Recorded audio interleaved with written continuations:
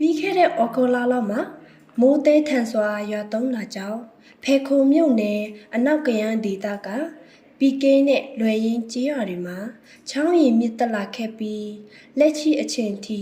ရေပြန်မကျသေးတာကြောင့်ဒေသခံနဲ့စီးပြီးရှောင်တွေအခက်တွေ့နေကြရပါတယ်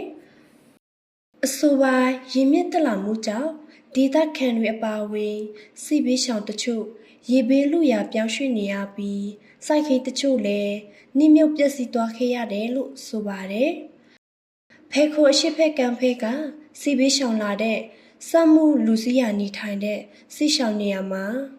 ရေတက်လာတာကြောင့်ဘေးလူရာကိုတိတ်ရှောင်နေရတယ်လို့ပြောပါတယ်။ဒီကခါလောက်ရှိတဲ့သူများအိမ်ဘက်တော့ငါထားတော့ငါရတဲ့ရေချောင်းကြည့်ပဲချောင်းပြမရေထားချောင်းပြတယ်ဒေသခံတွေရဲ့စိုက်ခင်းအချို့လည်းရေလွှမ်းသွားတာကြောင့်စားဝတ်နေရေးအတွက်စိန်ခေါ်မှုတွေဖြစ်လာတယ်လို့ဒေသခံစကုံးမောင်လွန်းကအခုလိုပြောပါတယ်။တပတ်တနိုင်စီပါရထူးထူးတွေကကိုစီရောင်းဝယ်လည်းမလုပ်နိုင်ဘူးလေနော်တော်တော်များရောင်းဝယ်သမားအလောက်မဟုတ်ဒီစက်ပြိုရေးပဲအဓိကချစ်ခံလို့သွားတဲ့လူတန်းစားပဲများဒီမှာအခါကျတော့ပြည့်စည်သွားတာစားဝတ်နေရေးအတွက်တော့စိန်ခေါ်မှုဖြစ်သွားတယ်နလကြော်ကြတဲ့အထိရေပြန်ကျသွားတာမျိုးမရှိသေးတာကြောင့်ကလေးတွေရဲ့ကြောင်းသွားလာရေးအတွက်နှစ်စဉ်နဲ့အများအခက်အခဲတွေနဲ့ရင်ဆိုင်ကြုံတွေ့နေရတယ်လို့ဆိုပါတယ်။ကလေးမိဘတူဖြစ်တဲ့စကုံးတီးနိုက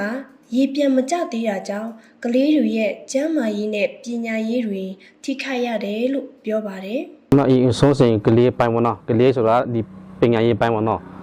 အဲ့ဒီဖြတ်သွားဆိုလဲအခုကတုတ်ကွေးတွေပါတယ်ဖြစ်တယ်ပေါ့နော်ဒီကြောင့်ချင်းကြံရည်လည်းထိခိုက်တယ်နောက်ခုစဝတ်နေရလည်းထိခိုက်တယ်ပြီးတော့ကြံရည်လည်းအလုံးထိခိုက်ပေါ့နော်အဆိုပါရေဟာ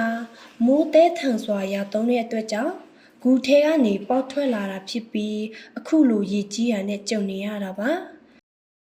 အခုလိုရေကြီးရကိုအရင်နှစ်နဲ့အခုနှစ်မှာကြုံတွေ့ခဲ့ရတယ်လို့ပြောပါတယ်ဒေသခံပြောကတော့နေ့30 40တခါတို့ရေကြီးတော့ရေတက်လာတော့ပြောလို့ရှိတယ်ပေါ့နော်ဒါပေမဲ့ကျွန်တော်ကတော့ပြီးခဲ့နေ့ကျွန်တော်ဒီမှာကြည့်လိုက်ချောင်းခါတော့ရေကြီးပေါ့နော်ဒီခါကြီးစင်းတော့ခါကြီးဖို့မရှိတော့မျိုးသေးထားပေါ့နော်ဒါပေမဲ့တနေ့လဲရေကပြန်တက်လာတာပေါ့နော်အမျိုးနော်မခံမလို့မရောက်တဲ့ဒီရနော်ဖြစ်လာတော့သူတို့ရှေးပြောစကားဆိုတော့ကြာပြီပေါ့နော်လေးနေ့တခါတော့10နှစ်တခါပြပြန်ကြတာပေါ့နော်တချို့ရှင်နေ့90မှတခါကြီးတယ်ပေါ့နော်အမျိုးပေါ့နော်မကျွန်တော်မလာနေတာတနေ့ရှိပြီရေကြီးတယ်နောက်နေ့လဲဒီစတိုင်ကြီးမျိုးပေါ့နော်ကြုံရတာပေါ့နော်ရေကြီးမှုကြောင့်အဆိုပါဒေသရှိဒေသခံလူထုနဲ့စီဘေးရှောင်တွေအခက်ခဲတွေနဲ့ရင်ဆိုင်ကြုံတွေ့နေကြရတဲ့အပြင်ပြီးခဲ့တဲ့အောက်တိုဘာလပထမပတ်မှာလဲ6နှစ်အရွယ်ကလေးငယ်တူကျောင်းကနေအပြန်မှာရေဆော့ပြီးရေထဲနှိမ့်မြုပ်တည်ဆုံသွားခဲ့တယ်လို့ဒေသခံစီကနေသိရပါတယ်။